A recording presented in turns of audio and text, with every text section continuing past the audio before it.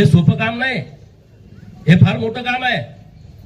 आणि त्यामुळं सांगलीमध्ये हे जे फिरतायत का नाही, मी आता लय नावं घेत नाही आणि पेटल रान, हे दारात बसतेत रे येऊन, देवाभाऊंच्या दारात हे जे रुबाब चोदवतेत का नाही, इथं आम्ही असं आहे आम्ही तसं आहे. मी आता त्यात खोलात जात नाही. 12 नंतर रात्री 1 नंतर देवाभाऊ मला भेटायचं आहे, आणि इकडे रुबाब मी असं करेन मी तर. तुमच्या हातात काय आहे? संडास बांधण्यासाठी तुमच्याकडे निधी देऊ शकता का तुम्ही? सांगलीला लोकांना भूलथापा मारताय काय तुमच्याकडं? गल्ली बोळात फिरताय, 15 दिवस झालं मी बघतोय. गल्ली बोळात इकडं तिकडं अमुक तमुक, ह्याची मतं द्या त्याची मतं द्या. अरे लोकांनी तुम्हाला ओळखलंय, तुमच्याकडे काय व्हिजन आहे? सांगली मिरज कुपवाड महानगरपालिकेतल्या सगळ्या लोकांनी भारतीय जनता पार्टीची एक हाती सत्ता या महानगरपालिकेवरती आणली पाहिजे. आणि जो गावाकडचा माणूस आहे तो सांगलीमध्ये राहतोय त्याची जबाबदारी डबल आहे. सांगलीमध्ये तर विकासाचं काम केला, गावाकडे रस्ते कुणी दिलेत? 10 वर्षापूर्वी रस्ता होता गावाला जायला प्रत्येकाच्या गावाचा. मी एकाचं नाही बोलत, मी एकदम अधिकारवाणी ठाम का बोलतोय, मला माहित आहे देवाभाऊनी काय काम केलंय गावागावामध्ये. मी नुसत्या सांगली जिल्ह्याचं सांगत नाही, मंगळवेढ्याचा माणूस असेल इथं, सांगोल्याचा असेल, पंढरपूर मधला असेल, मानखटावचा असेल, कुठलाही माणूस असेल, तुमच्या गावात जाताना आधी रस्ता होता, आता त्याच्यावरती डांबर पडलं.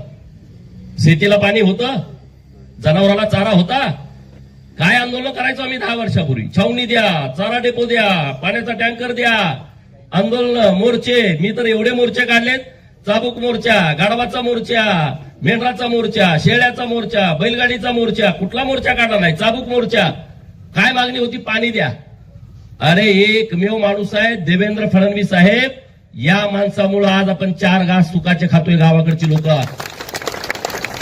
एक पीक निघायचं मुश्किल होतं, 3 पिकं काढतोय आपण, 3 पिकं काढतोय. हे जलसंपदा मंत्री होते, काय दिलं रे? नुसते बॅनर, जतला हे देतो, जतला जतली लोक जोड्यानं मारतात आता. 2 वर्षानंतर जतला दुष्काळी भूमी म्हणायची कुणाची हिंमत होणार नाही. असं काम आम्ही देवाभाऊंच्या नेतृत्वात करतोय. आटपाडीचा सगळा दुष्काळ संपवलाय, कवठेमंगळचा सगळा दुष्काळ संपवलाय. 4-5 जी गावं शिल्लक आहेत त्या गावांच्यासाठी सुद्धा स्कीम सुरू आहे. हे सोपं काम नव्हतं.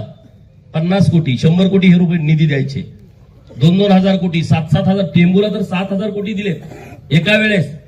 हे बेवणूर जवळची जे गाव आहेत ना, वाळेकेंडी, नवाळवाडी, कसलिंगवाडी, त्यांना आपण पुढच्या 6-7 महिन्यामध्ये पाणी देतोय 24 तास. जत तालुक्यातली राहिलेली 65 गावं या डिसेंबरला संघच्या तलावापर्यंत पाणी आम्ही सोडतोय, म्हणजे ते पाणी सोललगी पर्यंत जाईल, कर्नाटक बॉर्डर पर्यंत. अशी व्यवस्था आम्ही डिसेंबर पर्यंत करतोय.